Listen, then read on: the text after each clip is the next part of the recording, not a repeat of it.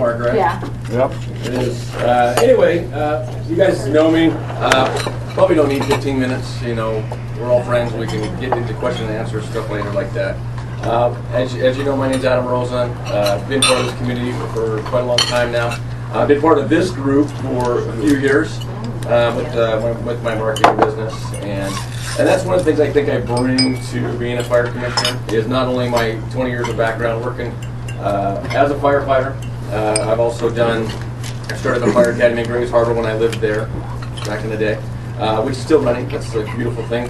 I had a friend of mine, and he and I started it in the last conversation we had before he passed away, actually, not knowing he was going to pass away on duty death, was that you build something like that and it could last forever, well beyond you. And you don't build things for you, you build things for the people behind you.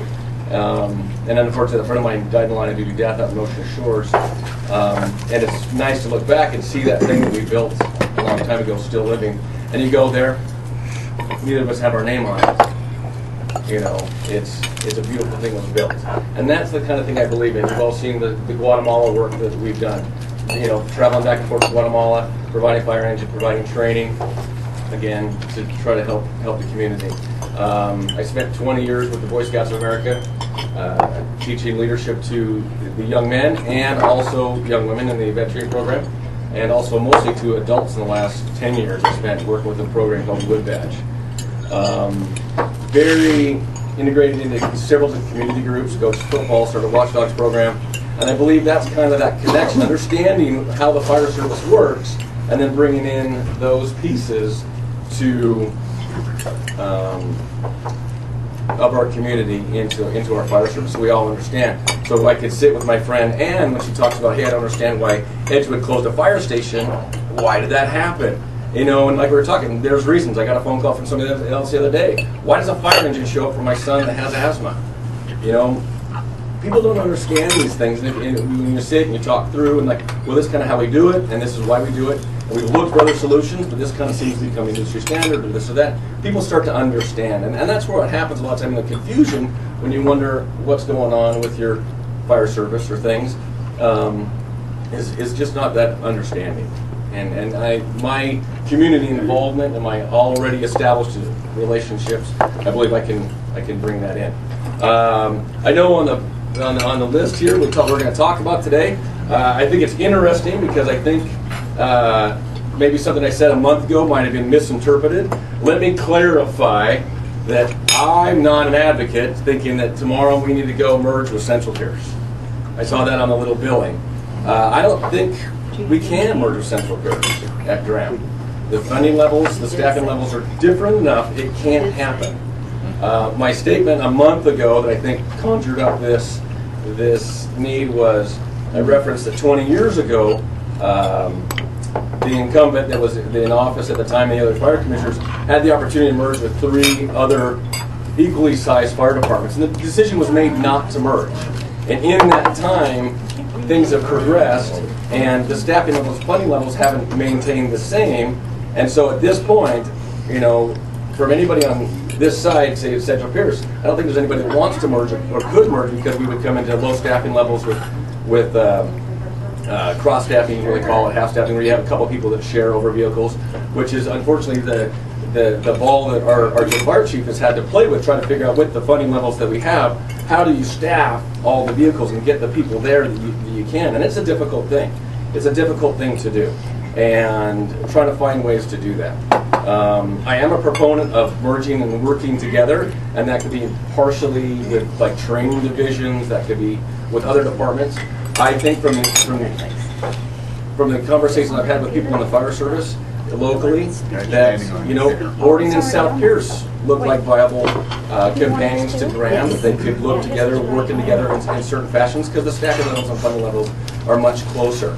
That I would be a proponent of looking at and talking to immediately, and looking to see what that would look like. And, you know, bill it for what it is. And I had a good conversation. Ann lives in Edgewood, and her area got merged with Pierce. And a concern came out that your fire station got closed, and why is it now we merge and now I leave a fire station? And a lot of times there's a reason for that. And I'm actually curious, because I don't know about your fire station, I don't know anything about East Pierce, but there might be a great reason. You know, If Central Piers, let's say for example, and like I said, I don't want to be misinterpreted again saying that I want to merge Central Piers. Let's say Central Piers and Graham did merge. We have 4 fire stations, 2 here and 2 here. They're very close to each other. And then when you merge, sometimes the buildings don't make sense when you're working together better. That happened when Central Piers merged originally. There's a nice little station on Brookdale, and where it sits, it made sense as an outskirts station to Parkland, but it didn't make sense as a global fire department. So sometimes those things happen. The thing I would look at is time responses and see if those improve. And that's where the proof is in the pudding. But those are the things that you have to look at. And what I think I differ with my opponent is that I'm willing to look. I'm willing to sit down and look at that. I don't know about the good chief, but I know for me, I don't care what patch I wear. I just want to have the tools and services I need to show up at your door when you have your asthma attack, you have your heart attack, you have your fire. We've had some epic fires this summer, as you all have seen in the news. Graham has, Central Piers has, East Piers has, West Piers has some huge fires. They had a huge commercial fire in the middle of a big brush fire. And these services are vital. And a lot of them are supported because of the EMS systems that we have taken on in the last 20 years. And it's that coordinated effort. It's a lot of balls of wax to carry. In summary, I respect my opponent very much. I hate this political thing. We're kind of like the jousting thing. I have a lot of respect for him. I've watched him for 20, 25 years, since being out here working for the fire service and being around it. With just different opinions. I see that collaborative working together effort. I see that being involved in the community, being out, being part of these things, and hearing the voice of everybody involved is important. I'm often billed as the union guy because I happen to be a firefighter. Yes, I'm a firefighter, and I understand what it's like to get up at 2 o'clock in the morning. I understand what we're seeing. I'm sitting in your homes when you're having the worst day of your life. I see that, I get that, I understand that. But I'm also, on the other side, I come to these business meetings. I've sat with friends, I've talked about, hey, I don't understand why my fire engine closed. And then you talk about it, like, okay, I think this is how this works, and this is why that worked. I've sat at football games when people say, hey, why does a fire engine show up to my house? I understand the concerns from the outside. I understand that, like, hey, I can't pay any more taxes. I don't want tax rates to go up. And there's that balance of, hey, I want these services, but I can't afford to pay for it. And where do you find that balance? It's all a very difficult thing. And I see it as my job is to keep in touch with all of those groups that I'm already in touch with and listen and be that representative so I can give the fire chief all the tools that he needs to be the best. Now, if that's Graham Fire and Rescue would never merge with anybody, absolutely. That may be the solution. If it's merged with Ording or a Graham or a South Piers or even a Central Piers, let's look at it.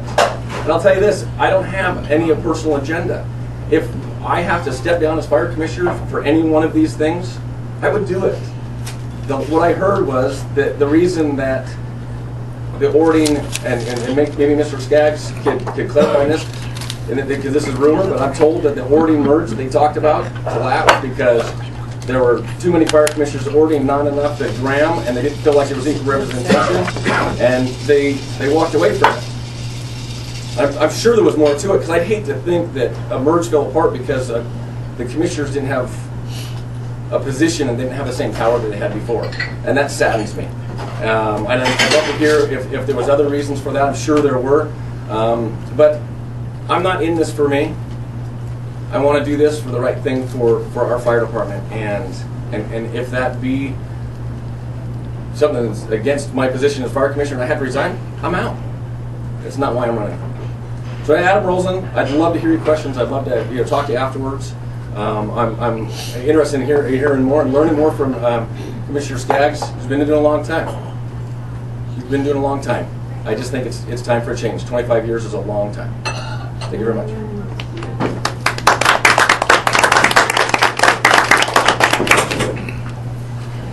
Hey, Bob. Hey, Bob. Good morning, and thank you for inviting me here to speak with you tonight, this morning, and thank you for breakfast. My name is Bob Skaggs. I am the Fire Commissioner for Graham Fire and Rescue, and as Adam says, I've been doing this for 25 years. And he talked about giving back to the community a lot in his speech, and he talked about what we do as a fire commissioner, what he wants to bring to the table. Well, let me tell you a little bit about Graham Fire and Rescue. When I started 25 years ago, we didn't have the department that we have today. When I came on board, we had maybe a handful of career firefighters. You could count on your hand, maybe 4. We had a good group of volunteer firefighters, maybe 60 to 100, not all active. We had 4 stations, if you can call them stations. They were more like garages. We were trying to find our way back when. I came on board, and under my leadership, with help from my team, we have built Graham Fire and Rescue, your fire department, to what it is today. Today we have 6 brand new stations. We have state-of-the-art equipment, because Adam was talking about giving back to the community. That was one of the keys we looked at, was giving back to the community about what they needed to respond to their emergencies, to come to their homes when they needed us the most. We have those new stations. We have new equipment. We have upwards to 100 people, career and volunteers. That's a big step from where we were to where we are now today. Graham Fire and Rescue is a solid fire department.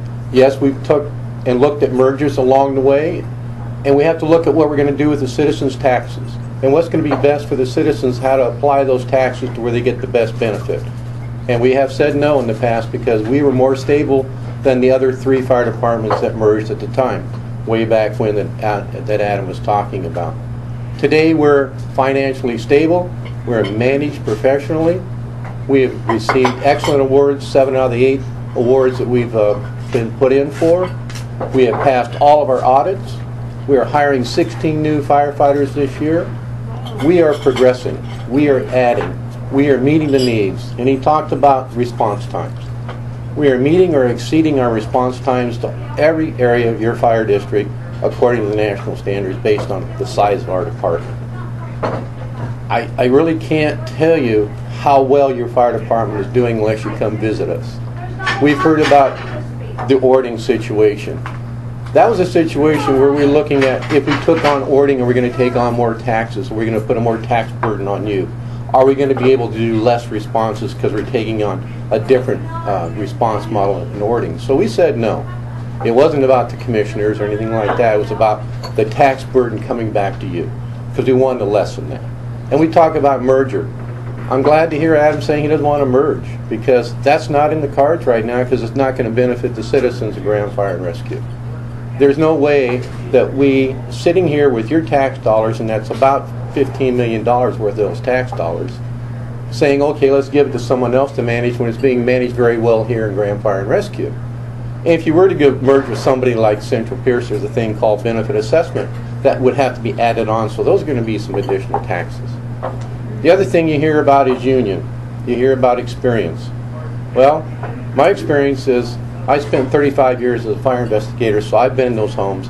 I've been right there with Adam, seeing the same thing he has seen. I know what the fire department needs, I know what you need. And we're providing that today. We're also working with the Affordable Care Act on what to do and how to make that work for you. We're looking at maybe putting physician assistants in our fire stations to keep you away from the emergency rooms where you don't need to go, because that's costing you and me more money than we need to spend. I think we can do a better job by doing some triage in our fire stations, and that's one of the things I want to continue to do if re-elected. And the other thing we talk about is wages and benefits. Of that $15 million, how much is going to wages and benefits? Because you keep hearing people getting complaints about they don't get enough. Well, the fire service pays their firefighters very well. We're in the top 5% in Puget Sound and Graham Fire and Rescue. Of our budget, about 82% of that goes to wages and benefits. That doesn't give me enough money really to do a lot of things to keep the lights on and the toilet paper in the restrooms. So it's a real balancing act, but we've done very well at that. We've done very well at what we've been doing. We've been listening to you. We always listen to you. We come out in the community as much as we can. We're an open book except for executive sessions, which is state law. You can't go in executive sessions. Other than that, everything's an open book. So I'm really proud of where we are. I'm really proud of your fire department, and I've been proud for the last 25 years to serve you. I have a background in the military. I'm a retired first sergeant, so I know how to manage people. All these things come into this, and all I can say is, ask me anything you want to know. We're a great fire department, and thank you for inviting me this morning. Thank you.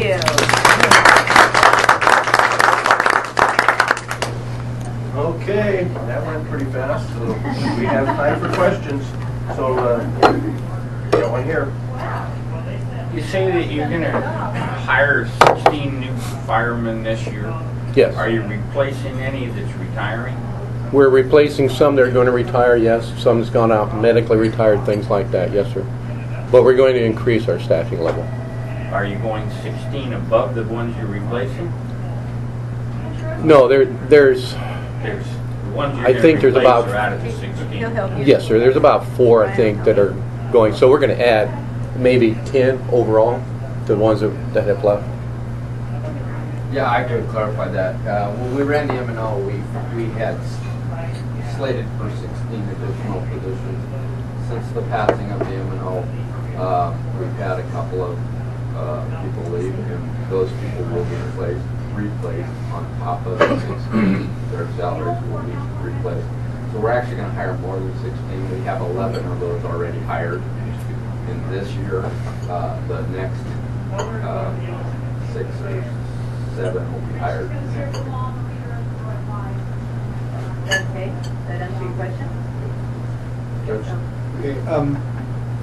Okay, my question's for you. You said you know what the people need. How do you know what the people need? Do you have surveys, or are you going out and finding out what the people are? One of the things, yeah, we do surveys, and one of the things we do after customer service surveys. You know, our battalion chiefs send out information to find how well we did, what didn't we do well, things like that. We also work with the hospitals and how patient care is being done. There's a lot of questions like what Adam says, how come there's so many things responding to my incident, like a fire engine, a battalion chief, and an ambulance. And we're trying to say, maybe we don't need all of those pieces of equipment every call to reduce the cost to you. And that's how we're doing that, by asking those questions along the way. Yes, ma'am. I'm not familiar with other departments, other areas. How does Grand Fire and Rescue compare? You said you pay 82% About that. in wages and Yes, benefits. How does, compare to other fire districts? From we have a book that we get that tells us how everybody gets paid throughout the state and all that. I think we're just about average, and that's where we need to keep that about 20% for general expenses to keep operations going. So I really don't want to get any higher than that 82%. So we're about average for the size of our fire department. Yes, sir. Could you explain to me, you're running, your position is position 3. Could you tell me about the hierarchy of our district, what it consists of, and where you meet and when you meet? When we meet the second and fourth Mondays of every month at Grand Fire and Rescue at our headquarters station. There's 3 elected fire commissioners. There's a chief, which you have sitting right behind you, Ryan Baskett, and he has a deputy chief, and then we have behind that assistant chiefs, battalion chiefs, captains, all the way down to firefighters. So that's the real quick hierarchy of the fire department, and we meet special meetings if necessary, and then come budget time we'll have more meetings than just the 2 per month. What's the term you're running for? How long is It's a 6-year term. Thank you. Yes, sir. Okay, actually, I want to direct it towards Adam. Okay, I know. What would you change, or what do you want to change that maybe he's doing now, or that's happening now? Number one, he talks a lot about his management team. There's kind of a way to manage as a board and a way to manage as in operations. Much like you see with corporations, the board of directors set policy, and the president, or the fire chief in this case, enacts that. What's been happening, and you'll hear him refer to that, talking about his management team, things like that. Current administration with commissioners has been more of a hands-on, elbows deep in the management of it. But really, that's the fire chief's job. That's the fire chief's job to that. The commissioner's job is more of setting that policy direction and let them do their job. There's different reasons why that culture is kind of developed. He referenced, pay for firefighters and things like that. Not once, firefighters came to me and said, hey, we're looking for somebody to run, we're looking for somebody that could beat the incumbent, that had the communities, and that's why they came to me. This is not something I sought out. And every one of them that asked me, not one of them has asked about more money. They get it, the economy's bad. In fact, they've taken concessions in the last few years to help manage those budgets. Where they're frustrated is that level. There's decisions that were made that I think were inappropriate. I encourage to hear more from Bob's side. All I have is from what's been said, and also the TNT article about near $750,000 buyouts that next to the former fire chief and the former deputy chief and the secretary that left. The article talked about that those calculations were made by the district secretary were $150,000 off of what they were calculating, and the purposes for that. And it sounded like from that article, it was over-calculated, and the commissioners chose not to reset those numbers. I'm not sure why, but that's concerning to me. That's concerning to the firefighters, and that's why they came to me and asked me to run. Can I respond to that? Yeah, absolutely. I would encourage. You get outside of what I've heard from the firefighters and the TNT, I'm not. I'm sorry. I got to object to what Adam says about we're elbow knee deep in management and we're running a fire department. That's so far from the truth. I just can't tell you how far that is from the truth. What is going on is the management team, the fire commissioners are very involved throughout the state in getting laws passed that protect the firefighters, that enhance the firefighters' retirement, medical benefits, and also helps the citizens. Yeah, we're involved very much at that level. I'm the president of the National Association of Elected Fire Officials. We work on federal legislation. I'm the past president of the Washington State Fire Commissioners Association, where we work on local issues that benefit our firefighters. We're not running the day-to-day operations. I'm not sitting in Ryan's office and telling him how to fight fires and how to manage that fire department. That is so far from the truth, and I really take offense to that. Secondly, when you're talking about buyouts and payouts, everybody knows when you have contracts, you have to honor contracts. And when people go out early, you have to finish the contract. That's what we did with our chief and our assistant chief. Nothing illegal was done. And I'm here today to assure you if something illegal was done, I would be in jail. Nothing illegal was done. It was all proper. People didn't like it, but it was proper. Thank you. Well, I'd like to say that, first of all, I'm in the Graham Fire Service District, and besides fighting fires and hauling my brother down the damn stairs in the 2 o'clock in the morning. You folks are doing a fine job. But just speaking for myself, twice in the last month, once just last week or so, I had the pleasure to visit with Ryan on another matter, and then his staff has helped me on another matter. So besides fighting fires, they do a hell of a lot more than just that. So thank you very much, and wish both of you the best of luck. Thank you. I have a question. He talked about the area. Can you describe, or either one of you, what the boundaries are so that we have a better idea of where we're having your protection? John, or Adam? Yeah, the boundaries to the right here, you basically go just past 224 on the mountain highway. It's not a straight line, it's like school district boundaries. And it kind of comes along there, then it around the canyon area, comes back over to 160th. Right. And 160th, and then up to Meridian, and then back around to Lapoma Firs, and that's kind of the Graham to the south. You guys can be more familiar to the south border. It borders Southbridge, which is the Roy and Eatonville districts. So you kind of stick, for the most part, single onto the post office boundary around there, would be your south border. Yeah, that's about right. So are we in here? Yes, there. I'm actually going to direct my question to Ryan. Ryan, I remember you speaking. He's not a speaker. I understand that, but this is for an update, because I remember when you spoke to our group about a year ago, you had a couple of ambulances that needed to be replaced. And My concern is that we're looking at an 18% available budget out of, what is it, 15 million? Yes. And we were having some difficulty replacing equipment that's necessary for the safety of the residents out here. Where is that right now? We're actually in really good shape because, as I told you during the M&O process, that money that I was asking for, there was a dedicated fund there to set aside roughly $350,000 a year to set aside to start replacing equipment.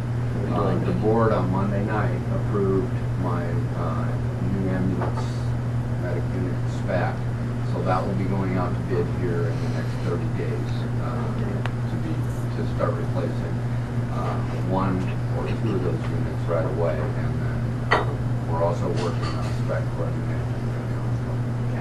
And as an adjunct to that question, with the aging of America and more seniors staying in their homes, what kind of responses, are you seeing an increase in responses to seniors in your area? Absolutely. Our call volume has been going up at 3 to 3.5% annually for 20 years now. It's just consistent, and it just continues to stay pace no matter what we do.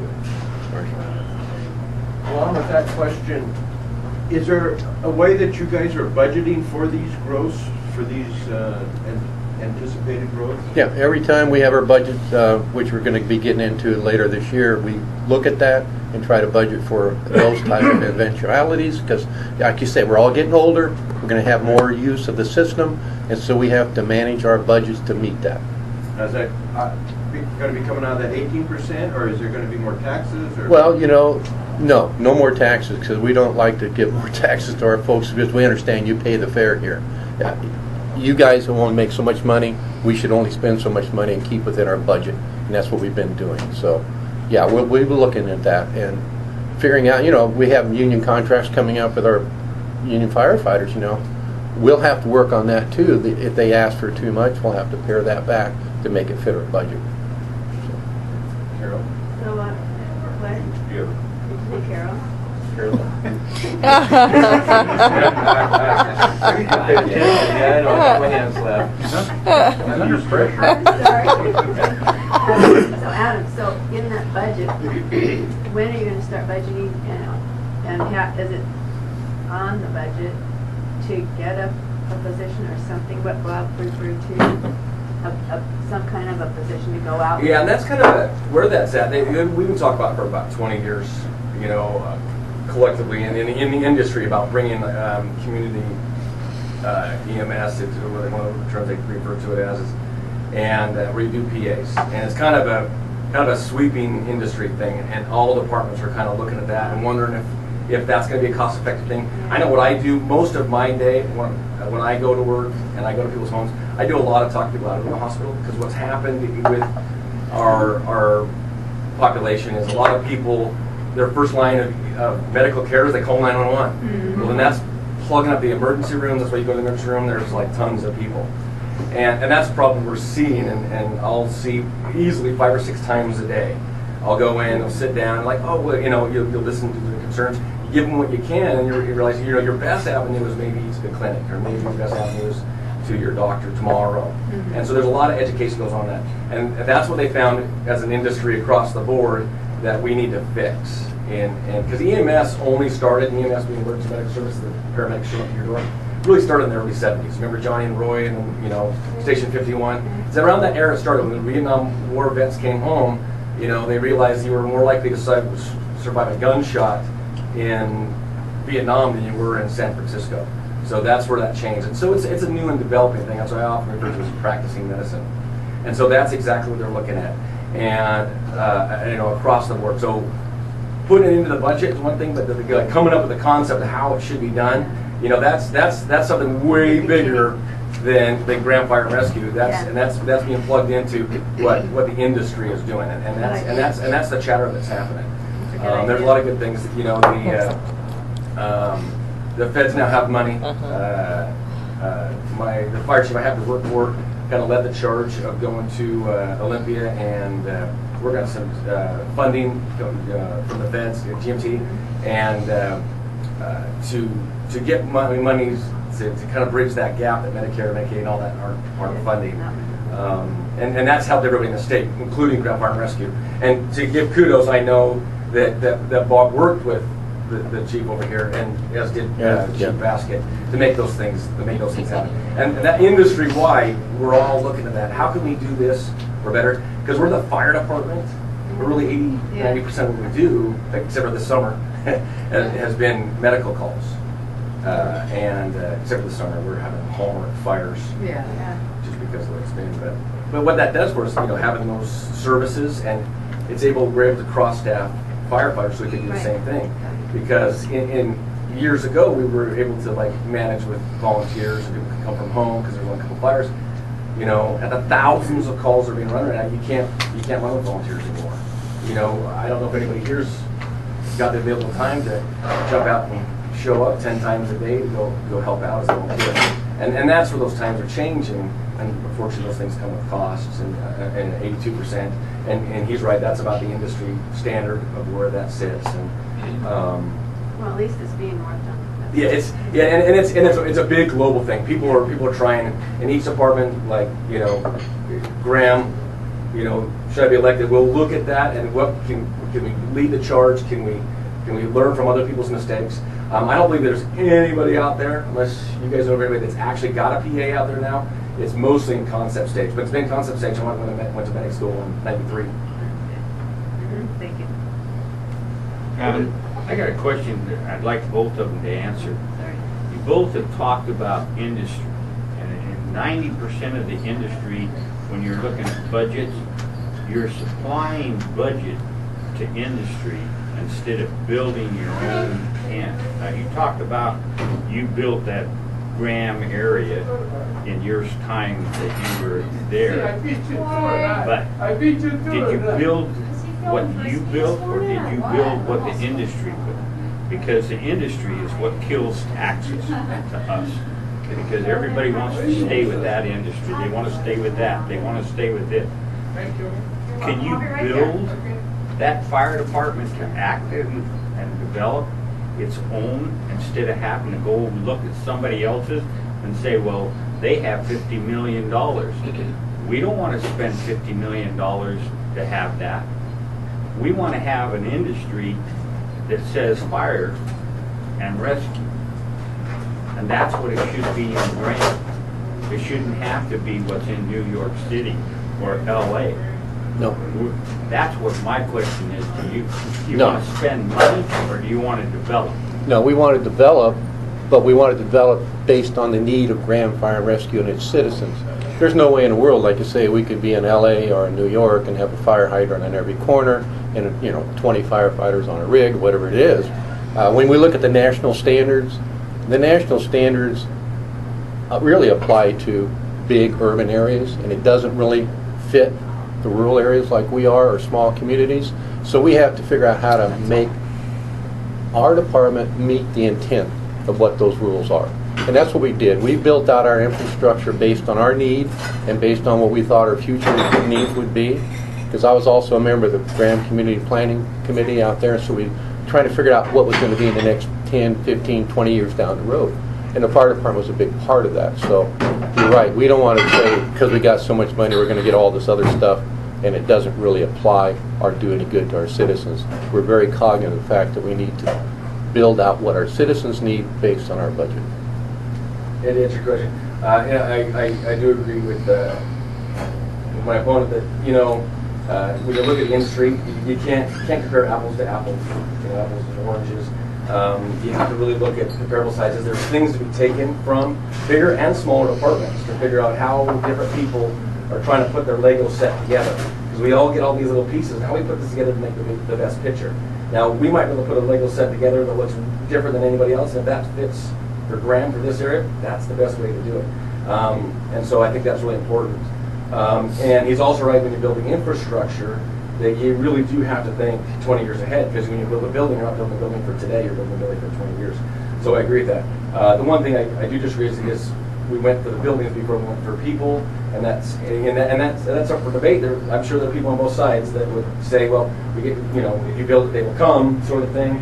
I would have liked to seen the staffing levels come up before the buildings, so we had the people to respond. But that would probably be the slight change that I would have there to talk about the industry. Try to make those Legos fit perfect for the unique problems we have. Well, I worked in an industry that developed from other industries, but it was still the exact same industry. But what they ended up doing was putting themselves out of business because they were always trying to keep up with the Joneses. And you can't do that when you're trying to develop something. You've got to develop it yourself. You need funds, but you've got to build it yourself. You can't go build something that somebody else has. It doesn't work. Right. So my question is for both of you too. You said that a lot of the volunteers are falling off.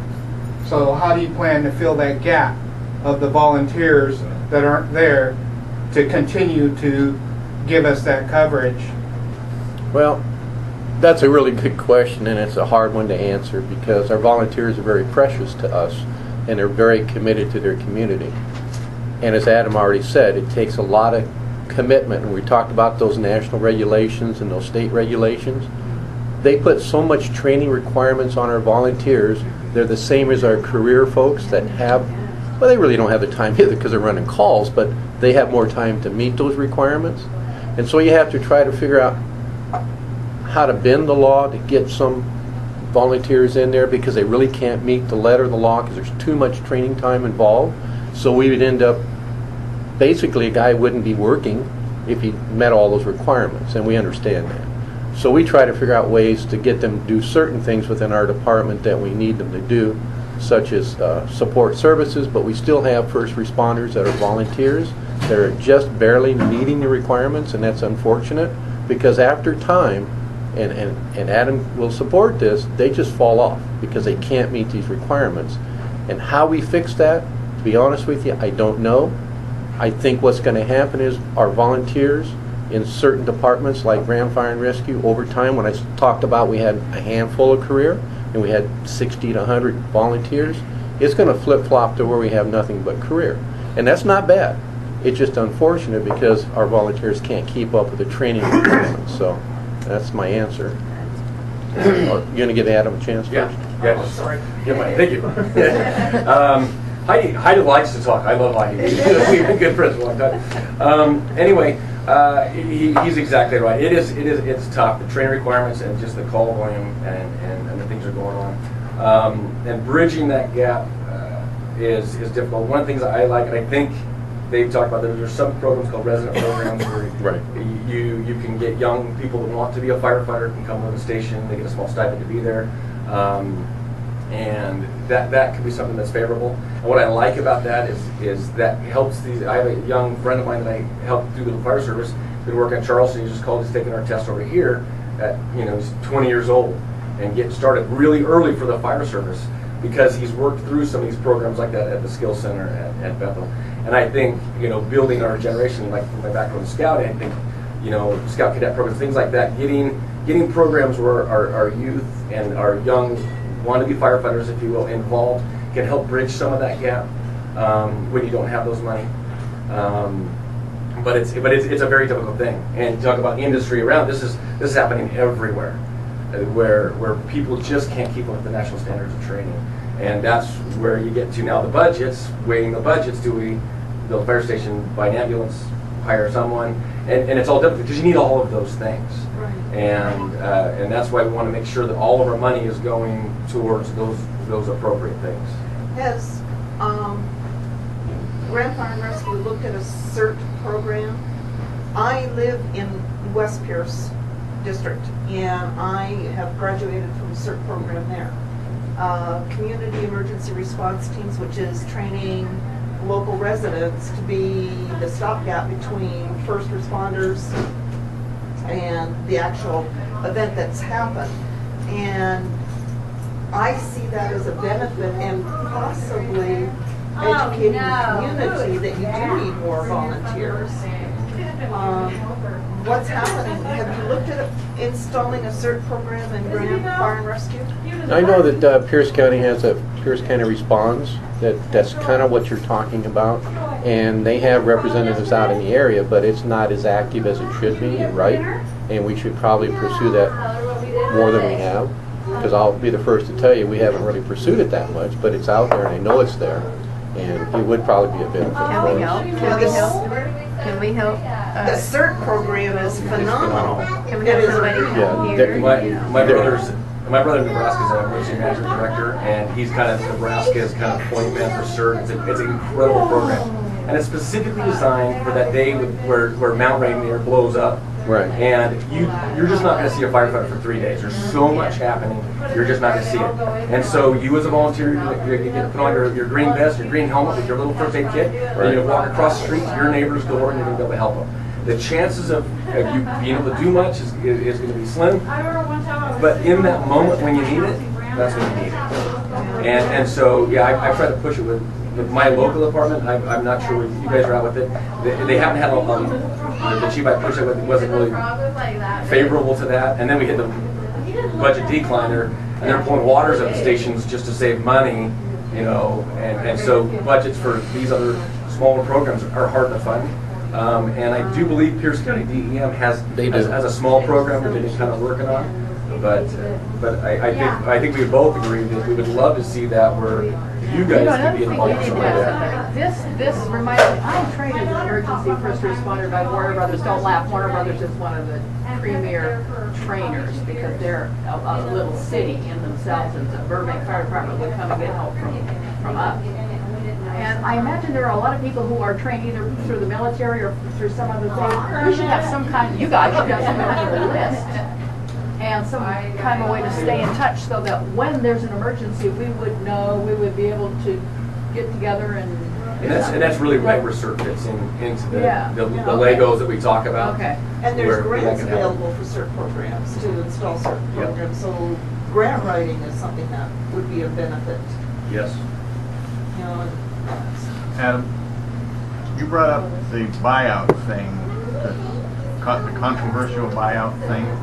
When that happened, I read, somebody told me something, that it saved District 21 a lot of money because of the way they went forward on that. Right. Can you comment? I don't. Yeah, and I'll be openly honest. I'm not really familiar. I know what I will say is that you know, they bought out, and you'd have to like pull the budget yourself and look at it. From the people that have talked to me, it's questionable whether there was that much of a savings. Because we replaced the fire chief immediately, very appropriately, with Chief Basket,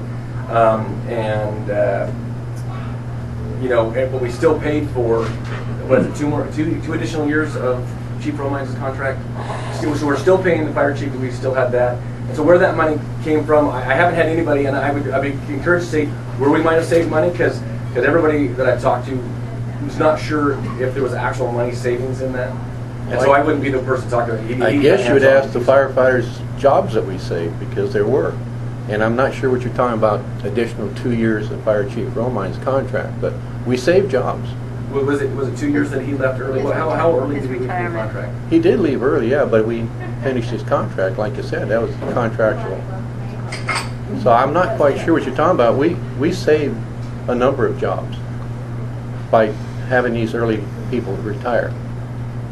So I'm not sure what you're talking about. Now, maybe I don't understand buyouts, but so if I have a contract through 2016, I leave in 2014, and you're paying me for the 2 years that I'm not there, or you know. No, I think that's a misconception. We didn't pay him for 2 years. So there's money that's in the budget to pay a fire chief if he stayed in the job till the end of his contract.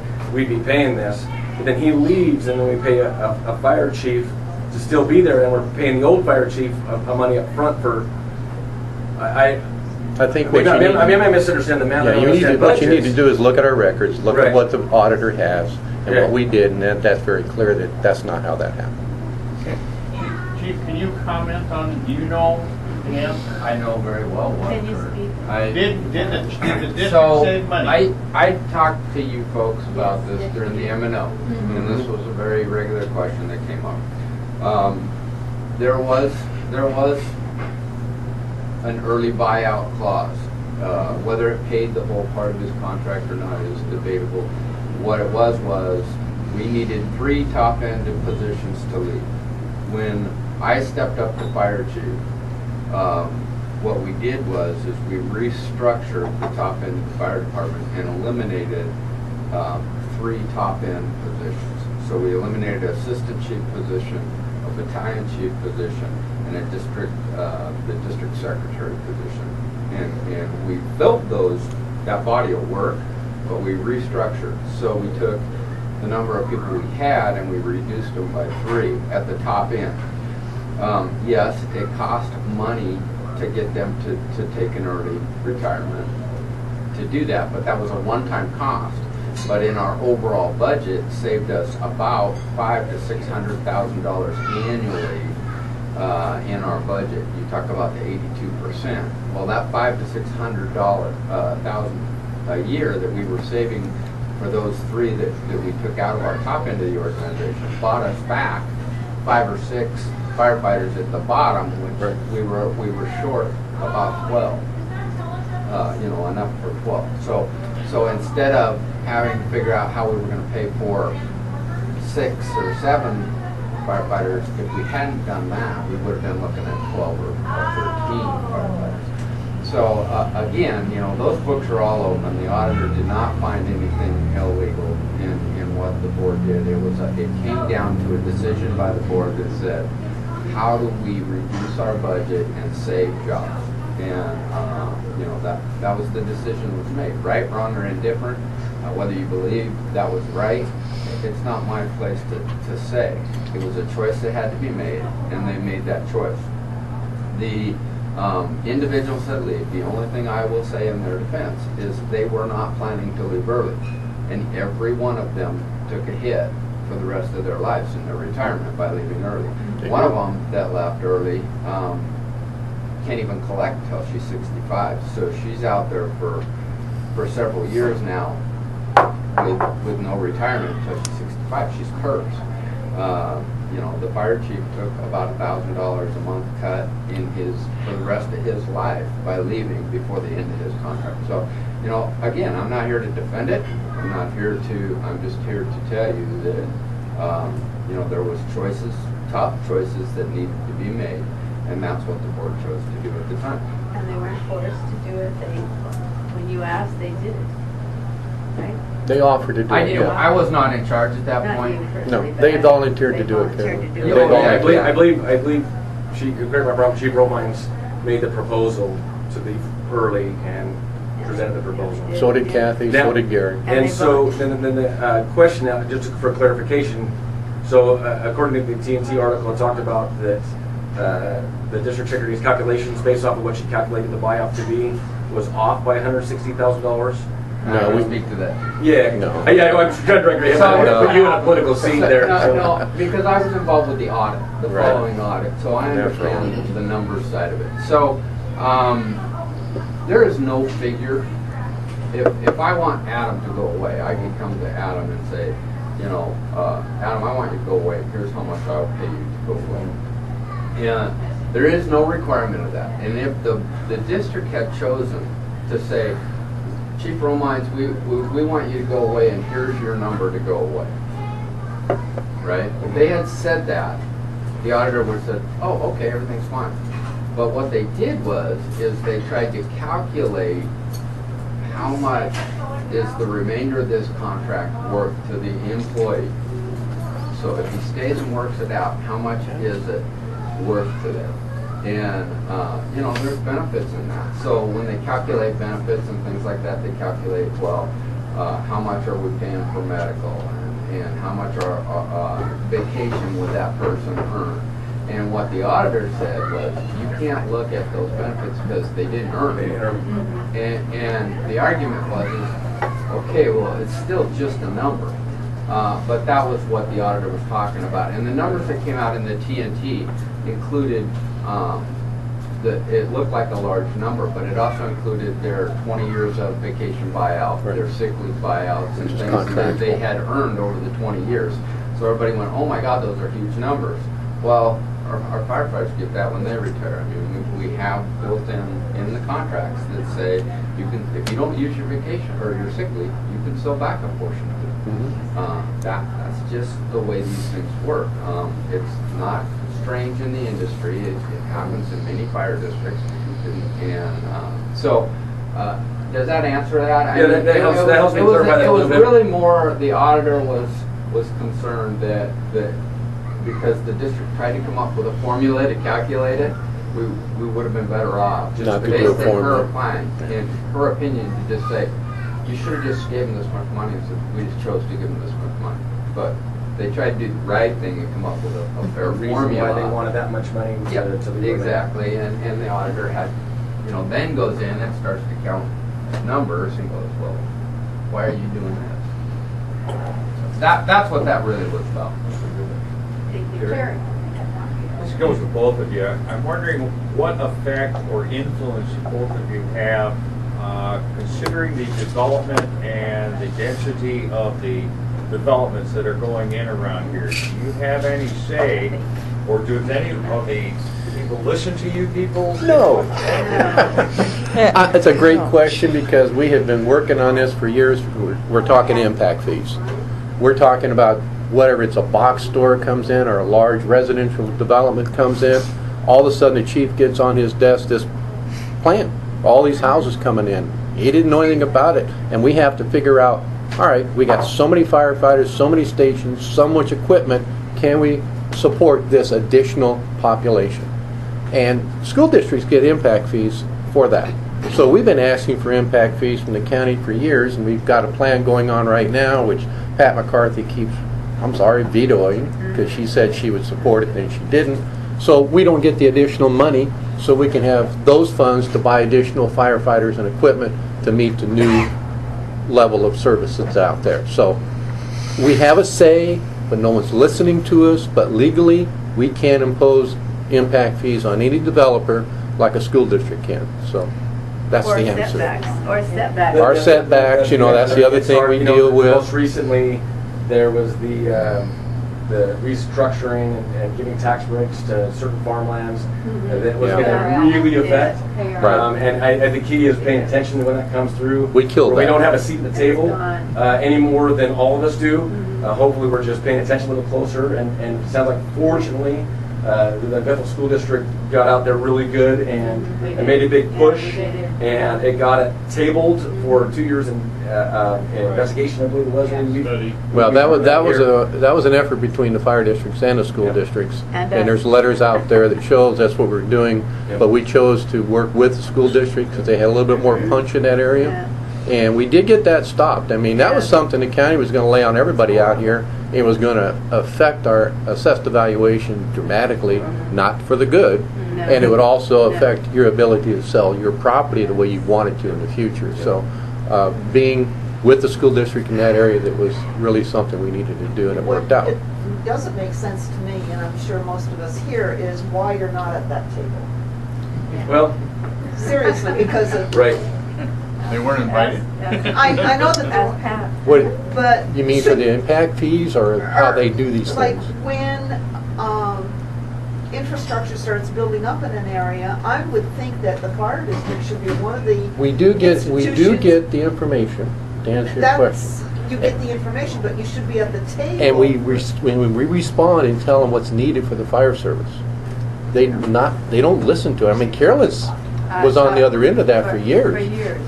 So we do have a seat at the table, so to speak, but they're not really listening. See you next week. And for example, to kind of support what Mr. Skaggs is saying is that this most recent thing, as I understand it, there's pretty much Pat McCarthy. Pat McCarthy just said, we're doing this. Yeah. It wasn't even a council issue. There was nobody at the seat of that table. She just said, we're doing this, and it was the outrage of everybody around saying, you can't do that, that finally got at the table. I would just add that what people need to understand is that fire districts and the way that fire districts were set up in the early days were set up and funded in a much different way. It was to build a little garage, put a fire truck in there, and then have Mr. and Mrs. Smith come run, help Mrs. Jones put out her barn when it caught fire. Since then, since the funding was set up, they've asked us to do much more. You know, we do car accidents, we do hazmat, we do high angle, low angle. I mean, I can go on and on and on, all the things that people expect us to do, but they've never changed the funding mechanism. The only thing you need to understand is that fire districts are a junior taxing district. Right. We come below everybody else. And so they have no interest in putting us at the table. We get what we get, and it's your problem. However, most politicians, and I'm not talking about these two gentlemen here, most politicians will be sure to get their picture taken with a firefighter, with a fire chief, in a park, when it's time to be reelected. And I'm sorry, but that's the case, right? They want to treat us this way over here, but they have no interest in helping us be funded to provide the service that you guys all want us to be able to provide. I don't have any skin in this game because I'm in Edgewood, but I built a house up there and we had to turn our plans into the fire department. And I don't know if it's different with the county versus a small city, but like they insisted that we put in a fire hydrant, you know, in order to get our plans approved. Is that something that you guys can do, or is it since it's with the county? It's with the fire marshal who works in the county's office. Right. It's not these guys particularly. It's a rule of the fire marshal who works with the county building permits. And if you're a certain distance away, or you don't have a capacity of your well to put a single well to put your fire out, then you're close to water.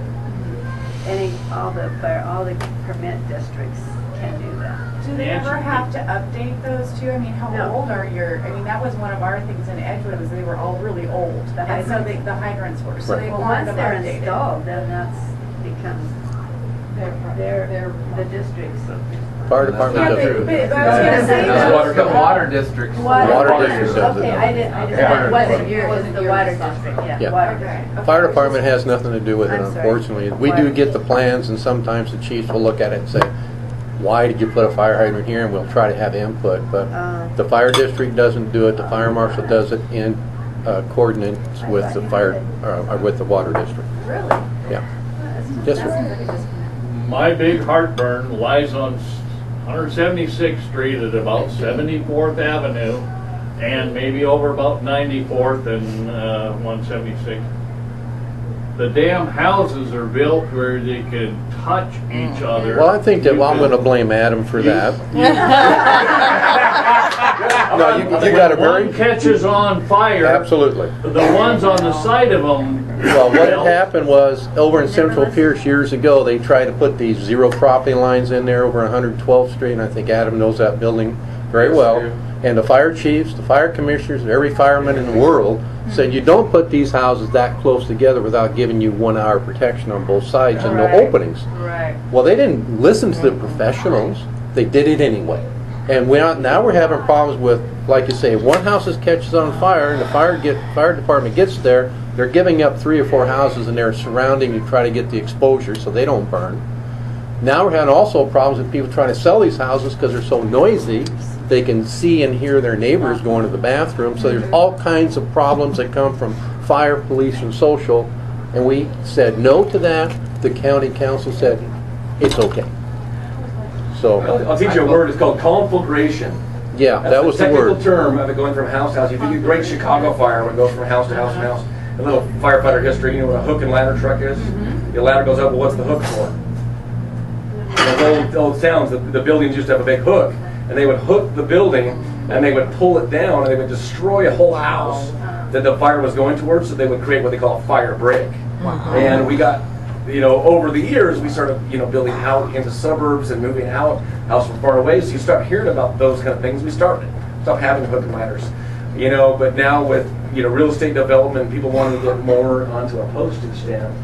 Now we're dealing with conflagrations that we never had before, and it's that battle you fight between what we're trying to do to save lives and that with real estate development trying to put as Make much money. There's a lot of money behind real estate development. We don't have those kind of monies and energy to fight some of that sometimes. Fife was a good example of that. When they had that last set of houses they built on 70th, where they had the actual roof on top of the other roof next to it. Yep. Crazy. Yeah. Oh, doing it. Yeah, seriously. So, do we have any other questions, or are we This is great stuff. wrapping up? Well, if we're wrapping up, I'm gonna pass them on. Okay, well, one last comment from you. Yeah.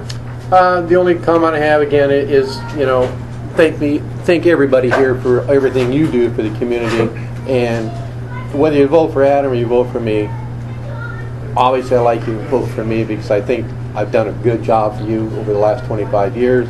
There's more to do with the Affordable Care Act, the PAs, all those things we've been talking about, but you got a great fire department. I appreciate your support. I really don't want to see it go anywhere else, merger or anything like that in the future. So think about the future, your fire department. Think about where you want it to be. Think about your management team and what they've done for you in the past.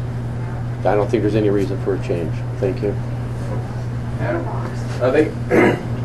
Actually, I'll probably get here. I don't want to get distracted all these questions. But it smells We good. can heat it up. We can heat It's all it up. good. Anyway, yeah, I had to echo what Bob had to say. Whether you vote for me and whether you vote for Bob, you guys have a great fire. You have a great fire chief. You have great people. You have great people trying to do a really good job. And I've got to know a lot more of them since I've got this where I knew a lot of my faces. Now I'm learning their names, and they're good people. They're really trying to do the best. I really believe what I could do is help bring them to the table some of the tools that they need. I believe there is time to change. Of course, Bob, is going to say that there doesn't need any change because he's been doing it 25 years, and he's been doing what he believes is the best job. And I believe that is his integrity and that he was trying to do. I just have some different opinions, and I don't think I'm alone in that. So what I challenge you is, don't take our word for it. Go out. Any firefighter you know, ask them if they know myself or if they know Commissioner Skaggs. Ask them what they think. Ask them what they think, how they feel the fire department is doing. Ask them. It doesn't have to come from here. Because obviously I'm going to talk wonderful things about myself, and Commissioner Skaggs can talk wonderful big things about himself. But go ask other people that are in doing it and how they feel and what kind of changes they think might need to be made. All right, thank you. Thank you. Okay, thank you. Okay, now another tradition we have is we pass the box around to